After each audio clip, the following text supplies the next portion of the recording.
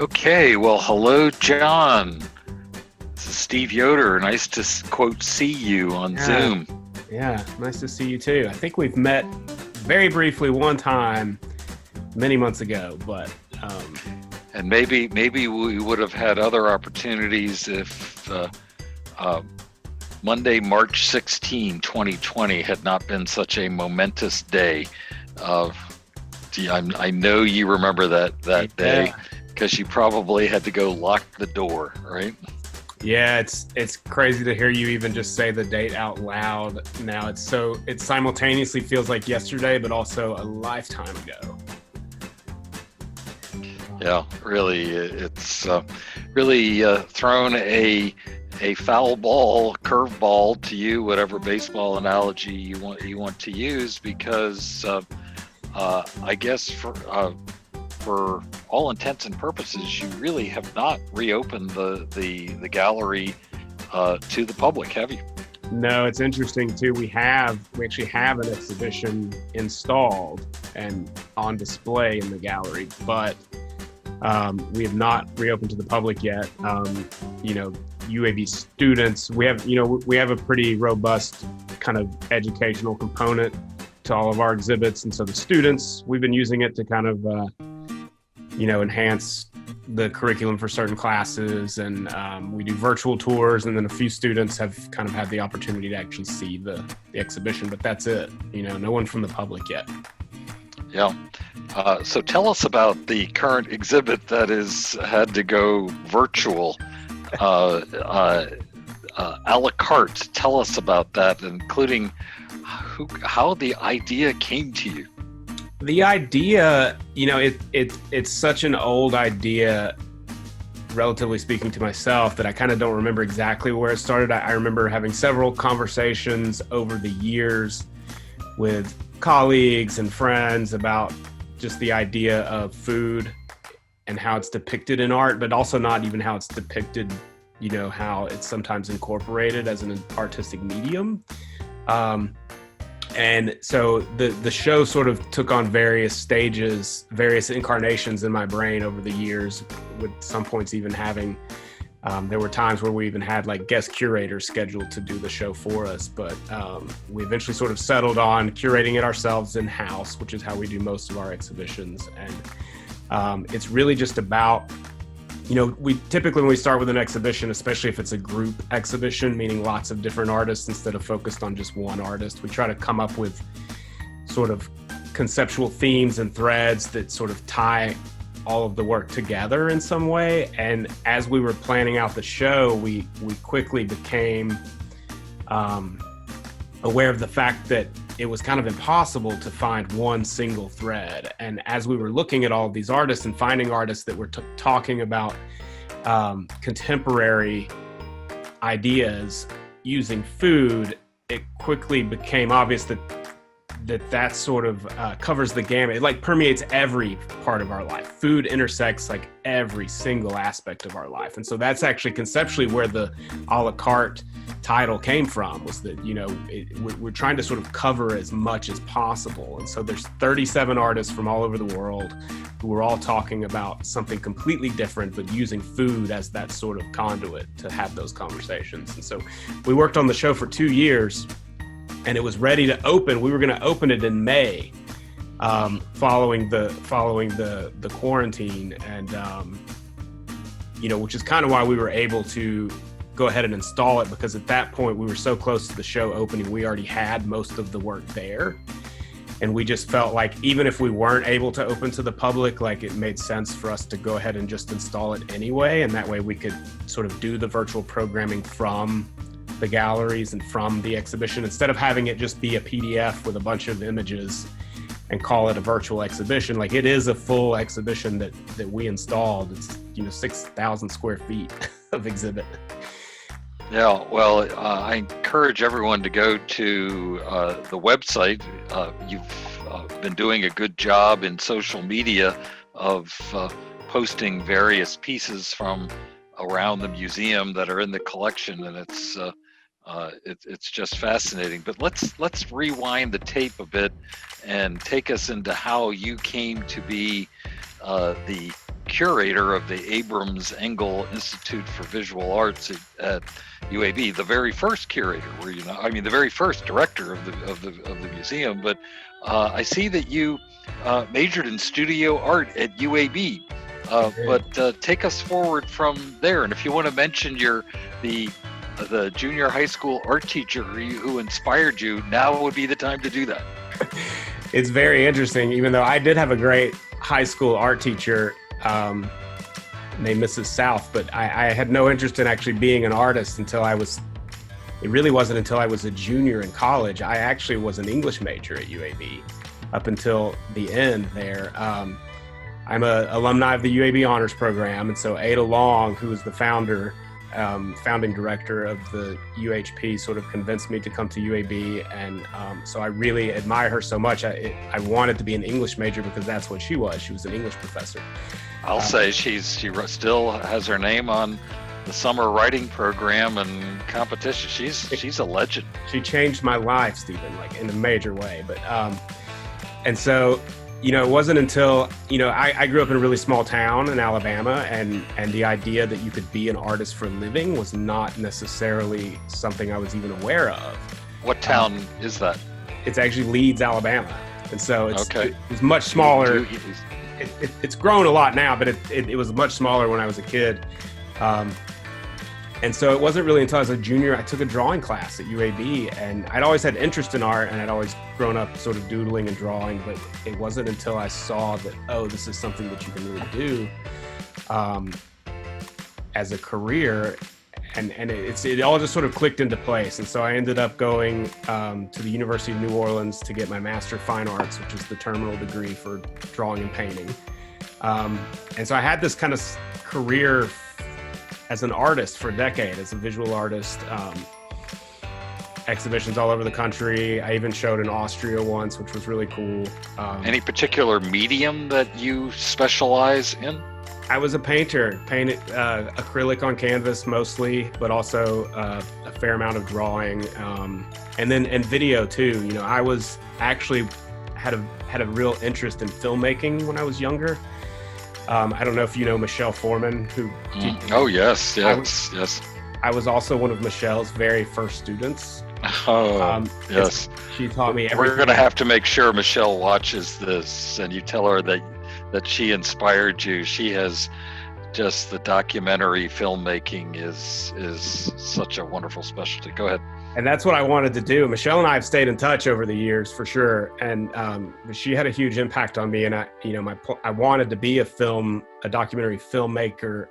I wanted to be an editor. I wanted to be the person that edited the films. And so that transferred over once I sort of switched into visual art. And so when I was in graduate school, I studied and did a lot of experimental filmmaking and animation. And then, in New Orleans, they have a really sort of like a really competitive visual arts community and contemporary art, at least. And you couldn't really get exhibitions if you were a student, no matter what, like even if you were a graduate student, like because the artists that these galleries were showing were like, nationally acclaimed. And so we started curating our own shows just to kind of pad out our resumes, like when we were still students. And, anyone that would give us a space for the night, we would do these kind of guerrilla DIY art exhibitions. And I just did that for several years and eventually sort of started to get a reputation for that in New Orleans. And then I started getting asked to do it.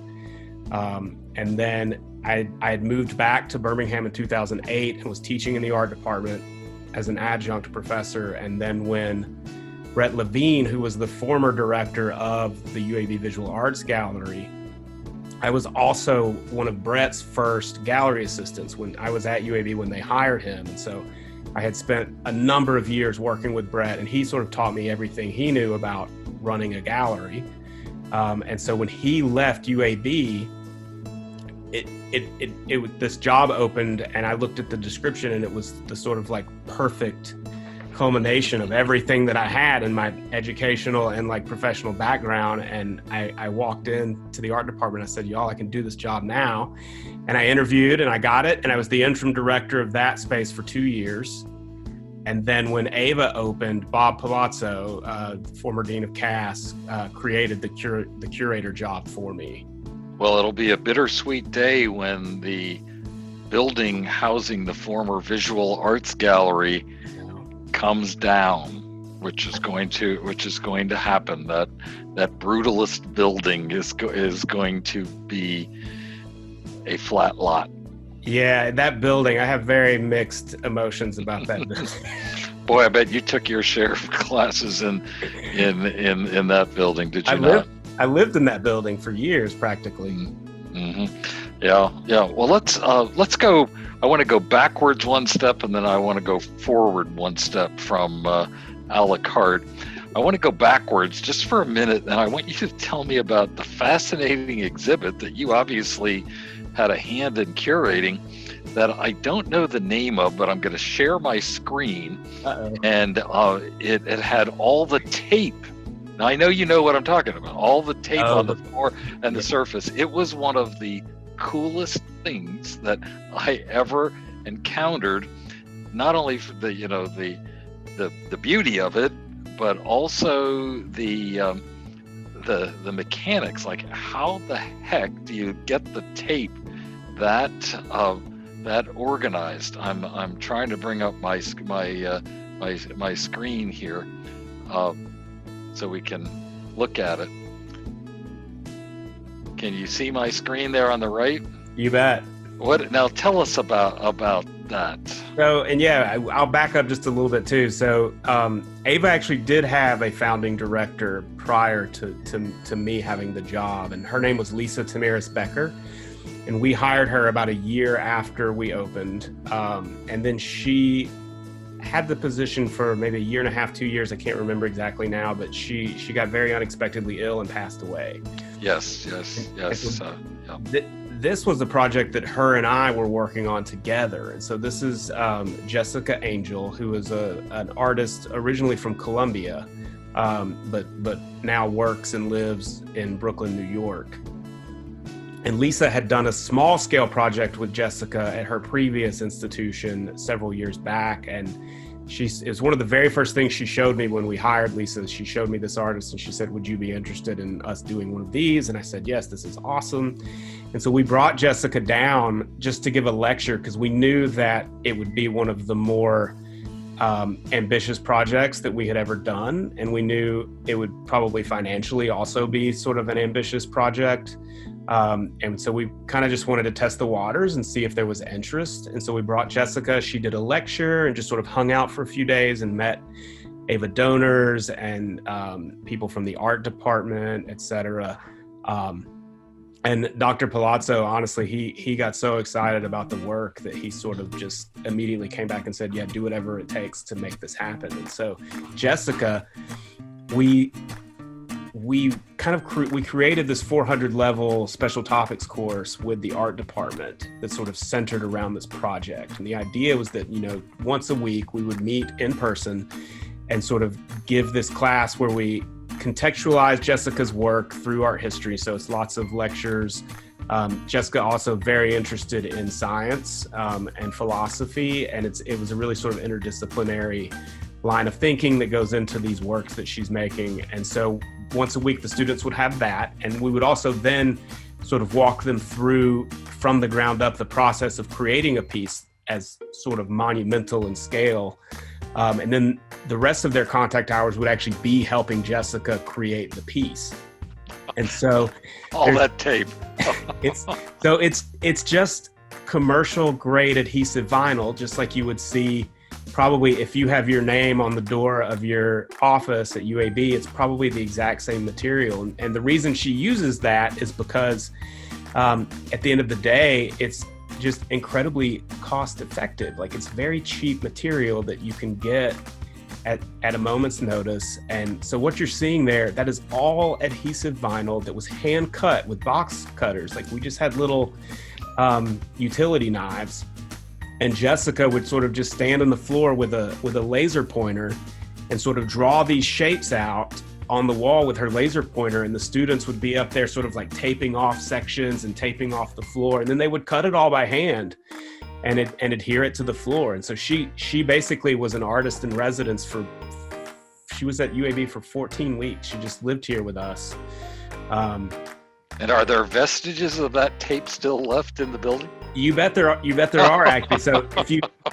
So everything that you see now, I think, is gone on the ground level, like the floor, all of that we eventually took up. But if you look up at the very top, like in the atrium on the second floor, that stuff is still there. And I'm going to leave it up for as long as it still looks good, and as long as, until someone tells me to take it down. Yeah, well, let's give a shout out to Gail and Jeffrey Bear, since their name is on the wall there. In case they see it, they were wonderful donors. Of course, we have a great group of donors and supporters and members at AEIVA. So let's go one step ahead. What's next? What's coming up? What's going through that curator's mind of yours? We didn't, it's been interesting too. Like, so as you kind of mentioned, it's probably almost been 2 years now. I was named AEIVA's senior director. And then now even more recently, the Lydia Cheney and Jim Sokol endowed director for AEIVA. So I've really, over the last couple of years, sort of tried to let go of some of my curatorial responsibilities. And I now have an assistant curator at AEIVA who's also a UAB alum, named Tina Ruggieri. And so she's very talented, very smart, and understands my vision for AEIVA, but also has a very different sort of personal aesthetic and interest. Like we're interested in very different types of art, but in a way that I feel like really complements each other. And so she's working on a lot of projects, and then I still have a few projects. I think the most sort of exciting thing, we have exhibitions opening in the spring. Really sort of exciting young artist named Shona McAndrew out of Philadelphia, and a really smart young artist, Lucas Blaylock, out of New York. But next year in the fall, we're going to do an exhibition by artist Thornton Wilder, who, Alabama's sort of most significant contribution to the visual arts has been what a lot of people call outsider art. We tend to not use that term a lot at AEIVA. We like just the idea of self-taught art. It's essentially artists who have never had any sort of formal artistic training, but for whatever reason sort of have, display the sort of innate understanding of the things that we sort of use to evaluate art. Yep, there's Thornton right there. And so Thornton Wilder is probably the most well-known of the Alabama self-taught artists. I mean, there's lots of them, like the G-Spin Quilters, Lonnie Holly, Mary Frances Whitfield. And there's, he's probably the one that has sort of become now most famous. He died several years ago, but he's had retrospective exhibitions all over the country. He has, I think, 10 of his works acquired by the Metropolitan Museum in New York, which is about as big of a deal as it gets in terms of your work going into a museum collection. And so he's really, you can't even really call him an outsider artist, because he has hit the mainstream, and these paintings sell for millions of dollars, the really significant ones. And this was a long way around, Stephen, to say one thing, which is what I'm about to say. Thornton, who made all this work in Bessemer, just right down the street from AEIVA, has never had a full-scale solo museum exhibition in Alabama. And so it's kind of insane. And so it's interesting, his studio is still over in Bessemer. It was attached to his house. And the neighborhood, they all knew him. They all knew that he was an artist. They knew he was a painter. And none of them ever really got to see him in that context, because all of his major exhibitions happened in places like New York. And, no one could really access those shows. And so we've been working really closely with his family, with Thornton's, his son still lives there in Bessemer. And they're kind of helping us pull together what's going to be the first, major solo Thornton Wilder exhibition in Alabama that I know of. We tried really hard to find examples of others, but we have not been able to. And I've been told that they did a pop-up exhibition retrospective of his work at his funeral, but that's the only full-scale exhibition. So this will be a really sort of historic exhibit, and we're really, really excited about that. And this was supposed to be, it got postponed a little bit. I think it was supposed to be up right now, and so we postponed. We haven't really canceled any of our exhibitions. We just had to sort of reshuffle the schedule around some. What medium is he working in? This looks like used clothing medium here, but I mean, does he multimedia? It was all sort of found objects, especially in the early days, like of his career, like just things he was picking up off the street, and then bringing them home and sort of like building them into these kind of weird tactile, like a lot of them are wall pieces, but you can see that, like you said, there's like things sort of like glued onto the surface that he would then go in and paint on it, you know. And a lot of times these artists, especially the ones that are sort of self-taught, like, I mean, he's doing this completely outside of the art world bubble. And it wasn't until he'd already been doing this for years before anyone sort of discovered what he was up to. What a great find, particularly his being a Birmingham area artist. Any educational opportunities for UAB students going to flow from that? Oh, I'm sure. And I think right now we're still kind of in the early days of discussions regarding the specific programming, but you know, we're going to put together some sort of symposium. His work has been written about so much now. You know, we're looking at things like that, you know, lectures and panel discussions and stuff like that. Well, maybe we can get something worked in with our new signature core curriculum that's going to be sense of place, you know, Birmingham as a learning environment, as a city. And here we have an artist quietly working away at a studio in an industrial section of Birmingham, Bessemer, and maybe we can convince some of these pre-med majors who you went through the university honors program with to come over and take an art course. What do you have to say to those students about coming over and taking a studio art or art history course? It's interesting, Stephen, that you brought that up, and because we will probably use Thornton Dial's work in what I'm about to tell you. We have a class that we teach every semester with Dr. Stephen Russell, who's a physician in the med school, called Prescribing Art. And we spend 3 to 4 days working with med students in an attempt to sort of, the basic premise of the course is sort of built on this understanding that that sort of observational skills is something that can actually be taught. And so we spend 3 or 4 days using the visual arts to help the med students sort of better sort of hone their observation skills in an attempt to help them better diagnose their patients. And so, and we spend several days talking about like ambiguity and the tolerance of ambiguity, how we sort of, I teach them like life drawing, like observational drawing skills. And it's a sort of citywide program that we teach with AEIVA. There's usually someone from the Birmingham Museum, there's usually someone from the Civil Rights Institute, and there's usually someone from the, Stephanie from the library science, the medical library at Lister Hill, and someone from the nursing school. Like, so it's this really sort of interdisciplinary, like at AEIVA, we try really hard, and I do have an education manager, and that is primarily her job, is to get our exhibitions into the curriculum of the classes that are happening at the time the exhibit is up. And we really sort of like to use the visual arts to talk about everything but the visual arts in some cases, you know, like it really is this interesting tool that you can talk about so many different things, from medicine to philosophy to you name it.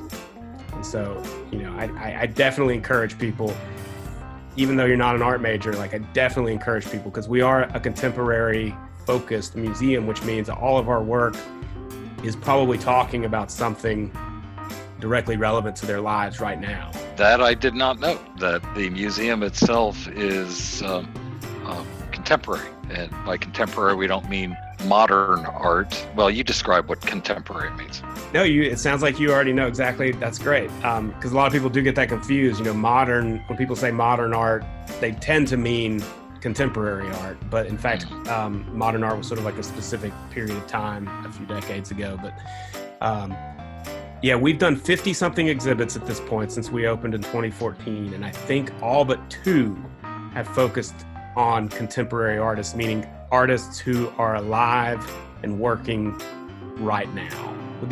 Every now and then, I think right now the time period has shifted to basically like anything from the 70s and 80s to now would fall into that idea of contemporary art. So most of these are young artists under 40 who are making work about the world around them right now. And that describes a la carte as well. The artists from a la carte are contemporaries, contemporary. Definitely. I think the oldest piece in the show is we have a Warhol, and I think it's the oldest piece, and it's from the 70s or early 80s, I think. And everything else, most of the vast majority of the artists are making work right now. Tell us about the Warhol piece. Is it a soup can? What is it? No. So, I have a huge obsession with Warhol. You may remember Ava's Warhol exhibition from a few years ago that I curated, but I'm obsessed with Andy Warhol. We have a significant collection of Warhols at AEIVA. One sort of component of that collection is we have 100 plus Polaroids of Andy that he took. He was almost never caught without his camera around his neck, and so we have this collection of Polaroids, and in it is a photograph of his lobster dinner from one night. But then we also have a photograph of Andy Warhol shopping for soup cans, shopping for Campbell soup at a grocery store in New York. And this was by a photographer named Bob Adelman, who also, we have some work of Bob's in our collection. Bob was a really important civil rights photographer. He took a lot of the iconic civil rights photography that you saw in the early 60s, which is often credited for sort of letting the rest of the world understand what was happening in Birmingham. He was here in Birmingham the day of the Children's March in 1963. But then after the civil rights movement, Bob moved back to New York and sort of became equally successful for his iconic photos he took of the pop art artists in the 70s and 80s in New York. So we've got this really wonderful photograph he took of Andy Warhol shopping for Campbell soup cans, which Andy Warhol claims to have eaten for lunch every day for 20-something years. And what is the Warhol piece in the a la carte exhibits? It's the lobster Polaroid. Oh, okay. That lobster dinner Polaroid, and then the photograph of him shopping for soup cans. I see.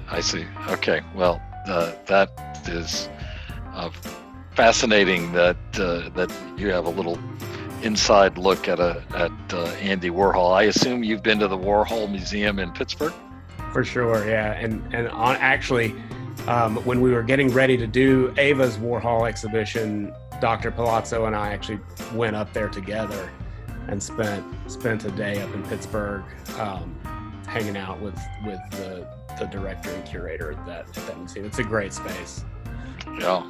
I moved to Birmingham from Pittsburgh 25 years ago, and Pittsburgh is very proud of their relationship with Andy Warhol. I'm not sure he chose to live in New York. I mean, that's the artist capital of the world. So why would he not? Pittsburgh's a cool city, actually. It's depending on which one you're from, it's either the Birmingham of the North or we're the Pittsburgh of the South. So many similarities. Basis in steel, moved to higher education and healthcare, and had some banking thrown in along the way. Very, very similar. John, tell us about the architecture and the art of the building that you are in at AEIVA. You can come for the art inside, but come for the architecture outside. Tell us about the unique architecture of your building. I will say that's a very good point. We actually still up until the quarantine, obviously, we still occasionally get people who come in just to see the interior of the building.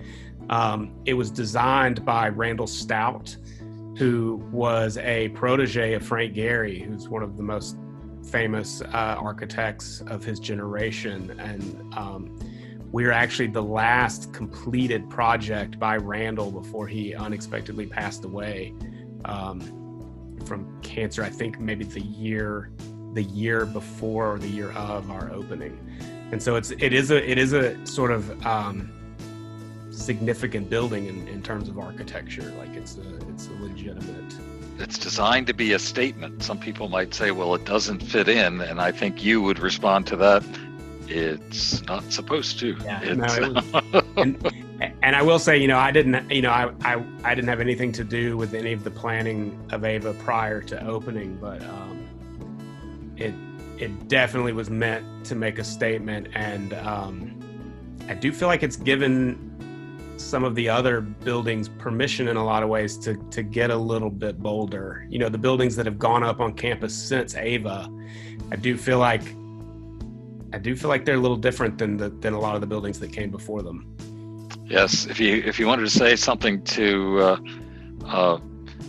Mr. Abrams, if he might be watching, what would you say?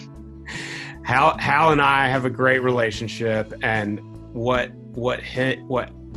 Hal and Judy and Ruth and Marvin Engel have done for Birmingham and done for the arts and done for AEIVA. I mean, it's just they really did sort of change the game, and we're the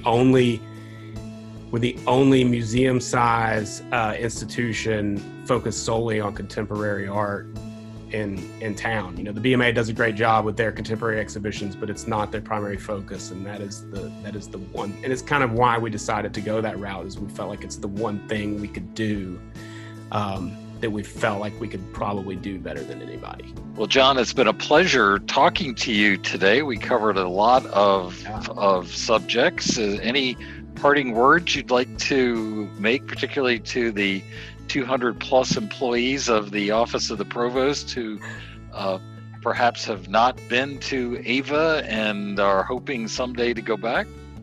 Only that we would love to have you. All of our exhibitions and a vast majority of our public education programming is free and open to the public. Just the very nature of contemporary art is automatically a sort of like barrier for a lot of people. A lot of people don't want to.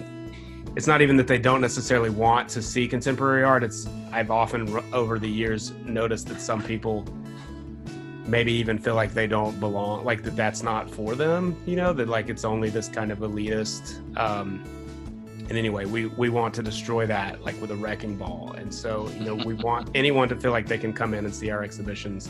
And we really pride ourselves on the way we present the sort of narrative and concepts of our exhibitions, like in a way that's very accessible, and sort of easy to dive into. So just come on, and also in the meantime, if you're at home bored, Team AEIVA, we've done 50 something live Zoom events since March. And so all of our programming is virtual right now. And these events are very fun. And so you can just sort of find us on social media, or in the provost office. She often, Dr. Benoit, they often, include those events in the weekly email too. But we would just love to have you. Well, that's a great salute to the Engels and the Abrams. They made a real difference when they funded that beautiful building of yours. Okay, well, John, thank you very much. Thanks, Stephen. We're going to do this again. I'm going to ask you the questions next time. Oh, is that the way it's supposed to work? Yeah. Okay. It was great. Enjoyed it greatly. Thanks, See Stephen. you later. Take Bye. care. Have a Bye. good week.